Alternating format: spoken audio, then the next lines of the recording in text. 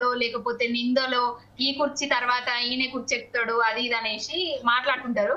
కానీ ప్రతిపక్షంలో ఉన్నా కూడా మాకు ఆ నిందలు వేస్తూ కేసీఆర్ తర్వాత కేటీఆర్, హరీష్ రావు గారా, కవిత అనేసి మాట్లాడుతున్నారు.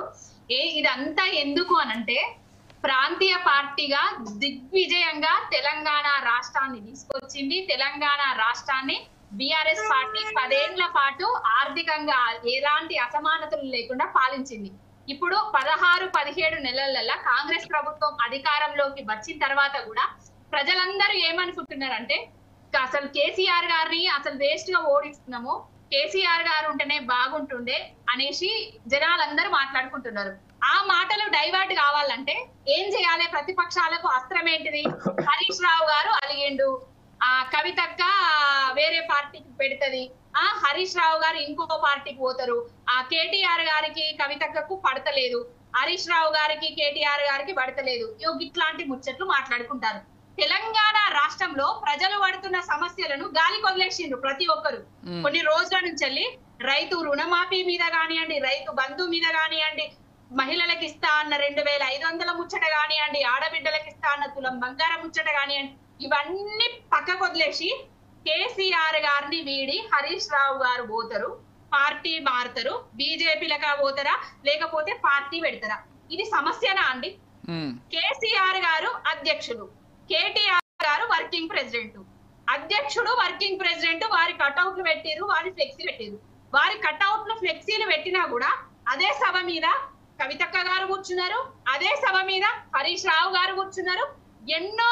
ఎన్నో ఛానల్స్ ముందట, ఎంతో మంది ముందట, ఈవెన్ నా ముందు కూడా హరీష్ అన్న చచ్చే వరకు కేసీఆర్ గారిని వదిలిపెట్టేది లేదు, కేసీఆర్ గారు ఏది చెప్తే అదే శిరస వహిస్తా. హనుమంతుడు ఎట్లనో, రాముడికి హనుమంతుడు ఎట్లనో, హరీష్ రావుకి అది కేసీఆర్ గారికి హరీష్ రావు గారికి అట్లా. పార్టీ వీడుతాడు, పార్టీ మారుతాడు, ఏదో అవన్నీ ప్రగల్భాలు, అవన్నీ అబద్ధం ముచ్చట్లు మానుకోండి, ఇకనైనా మానుకోండి. ప్రజా సమస్యల మీద మీ 4 సైడ్స్ యాజమాన్యానికి కూడా ముఖ్యంగా కోరుకుంటున్నది ఏంటంటే తెలంగాణ రాష్ట్రంలో నెక్స్ట్ జూన్ మాసం వస్తుంది. ఆ జూన్ మాసం తర్వాత అందరు పొలాలు నాట్లేసుకున్నాడు, అవి రైతన్నలు వరి నాట్లు ముందటేసుకుంటారు. నీళ్ల గురించి మాట్లాడేది, నీళ్లు లేవు తెలంగాణలో. మిడ్మానేర్ ఎండింది, ఎల్ఎండి ఎండింది. 20 టీఎంసీలు ఉండే నీళ్ళల్లా 5 టీఎంసీలు కూడా లేవు. మిడ్మానేరు ఎల్ఎండి ఎండిపోయి ఇప్పుడు కరీంనగర్ ప్రాంతానికి కూడా నీళ్ల కరువు వచ్చింది. గివిటి మీద కొనసాగించు. తప్పకుండా అంటే పవని గౌడ్ గారు మీరు ఒకసారి ఫాలో అవుతే మన డిబేట్లు అన్ని కూడా ప్రజా సమస్యల పైనే ఉంటాయి. కాకపోతే మీరు కూడా ఒప్పుకుంటారు మీ పార్టీ రాష్ట్ర రాజకీయాల్లో అత్యంత ప్రభావితం చూపించేటువంటి పార్టీ మీ పార్టీలో జరుగుతున్న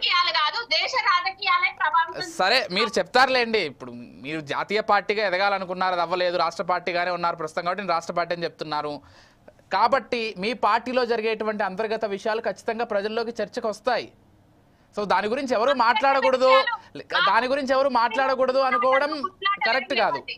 దాని గురించి ఎవరు గారు ఉన్నంతసేపు కేసీఆర్ గారు గీసిన గీత ఎవరు దాటరు. మా హరీష్ రావు గారు కానివ్వండి, మా కేటీఆర్ గారు కానివ్వండి, మా కవితక్క గారు ఉన్నంత వరకు మీరు లేనిపోని పుల్లలు పెట్టుడు ముచ్చట్లు పనిచేయరు.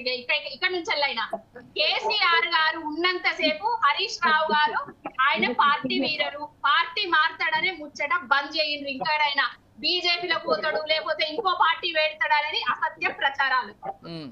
సరే భవిష్యత్తు నిర్ణయిస్తుంది లేండి అది. మీరు నమస్తే, నా పేరు లక్ష్మీ.